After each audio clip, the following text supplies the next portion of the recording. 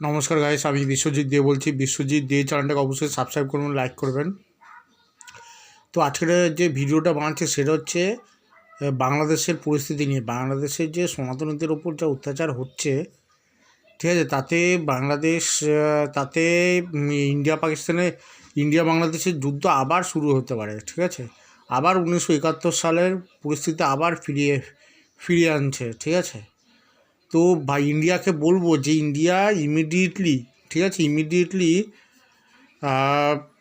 সমস্ত এক্সপোর্ট বন্ধ করে দেওয়া দরকার বাংলাদেশের প্রতি। ঠিক আছে, নাহলে ইন্ডিয়ার প্রোডাক্ট নিয়ে ইন্ডিয়াকেই মারবে। ঠিক আছে, এটা এমন বাংলাদেশ। ঠিক আছে, তো ইন্ডিয়ার অনেক ভুল হয়েছিল 1971 সালে আওয়ামী লীগকে ক্ষমতায় দিয়ে ও বাংলাদেশটাকে যদি ভারতের আন্ডারে নিয়ে নিত। ঠিক আছে, বাংলাদেশ যদি তখন 1971 সালে বাংলাদেশ যদি ভারতের আন্ডারে হয়ে যেত, তাহলে এত ঝামেলা হতো না। ঠিক আছে, বাংলাদেশকে আলাদা দেশ করেই ঝামেলাটা হয়েছে। বাংলাদেশ যদি ইন্ডিয়ার আন্ডারে থাকতো তাহলে কিচ্ছু হতো না। এখন ওই আমেরিকা, ঠিক আছে, ওই মৌলবাদীদের সাহায্য করে করে, ঠিক আছে, আমেরিকা মৌলবাদীদের সাহায্য করে করে ওদের অস্ত্র দিয়ে দিয়ে আর ওদের অর্থে প্রচুর কোটি কোটি টাকার, মানে কি বলবো, ওরা ফান্ড দেয় আমেরিকা। ঠিক আছে, আমেরিকায় মৌলবাদীদের সঙ্গ নিয়ে, ঠিক আছে, তো উগ্র মৌলবাদী যারা হচ্ছে জামাত, তারপরে বিএনপি যারা আছে, ঠিক আছে, জামাতের লোকেরা, তো এদেরকে নিয়ে আমেরিকা, ঠিক আছে, আমেরিকা এদেরকে পয়সা দেয় তো এদের জঙ্গিবাদ ছড়াবার জন্য। ঠিক আছে, আমেরিকা এবং বিভিন্ন ইউরোপের দেশ আছে, বিভিন্ন দেশ আছে যারা ভারতকে পছন্দ করে না, ভারতের শত্রু দেশ। ঠিক আছে, তারা টাকা পয়সা দেয়, ঠিক আছে, জঙ্গিদের। তো জামাত বিএনপি লোকের যারা হচ্ছে বাংলাদেশের ক্ষতি চায় তাদেরকে। ঠিক আছে, এবার বাংলাদেশের ছাত্ররা তো কিছু জানে না। ঠিক আছে, ছাত্রদের তো বোকা বানিয়ে, ঠিক আছে, ওরা গদিতে বসে আছে, যে ছাত্র নেতা কিছু আছে, ঠিক আছে, তারা গদিতে বসে আছে, তারা কোটি কোটি টাকা ইনকাম করছে। ঠিক আছে, আর মরছে কারা? সাধারণ বাংলাদেশি মানুষ। ঠিক আছে, সাধারণ বাংলাদেশি মানুষ এত হতভাগা, ঠিক আছে, ওরা মরছে। আর এরা কোটি কোটি টাকা ইনকাম করে যাচ্ছে। এরা মানে আমেরিকার কাছ থেকে বা ইউরোপের কাছ থেকে প্রচুর পরিমাণ অর্থ পায় দেশে দাঙ্গা করার জন্য। ঠিক আছে, একটা দাঙ্গা লাগানোর জন্য প্রচুর অর্থ পায় পলিটিক্যাল পার্টিগুলো, বিএনপি, তারপরে জামাত, এরা। ঠিক আছে, তো এদেরকে দিয়ে এইসব করাচ্ছে আমেরিকা আর ইউরোপের কিছু দেশ।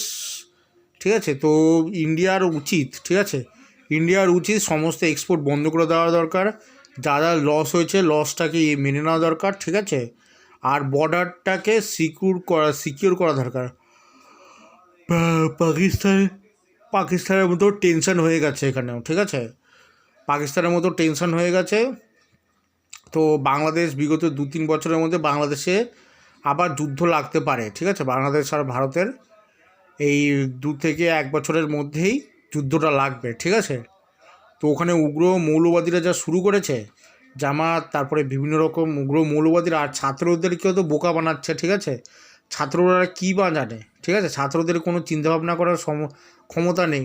ঠিক আছে, তো আওয়ামী লীগ ভারতের পক্ষ নিতে বলে ওরা খুব একদম হিংসা ভারতের ওপর। ঠিক আছে, আর বাংলাদেশের একটা কথা হচ্ছে যে বাংলাদেশ, ভারত নাকি বা জল ছেড়ে দেয় তখন বাংলাদেশ নাকি জলে ডুবে যায়। ঠিক আছে, বাংলাদেশ আসলে নিচু দিকে, ঠিক আছে, আর ভারত হচ্ছে উঁচু দিকে। ঠিক আছে, ভারতের জমিটা একটু উঁচু আর বাংলাদেশের জমিটা নিচু দিকে। ঠিক আছে, তো জল তো উঁচু থেকে নিচুতেই আসবে। ঠিক আছে, এখানে বাদ দিলেও কিছু করা যাবে না।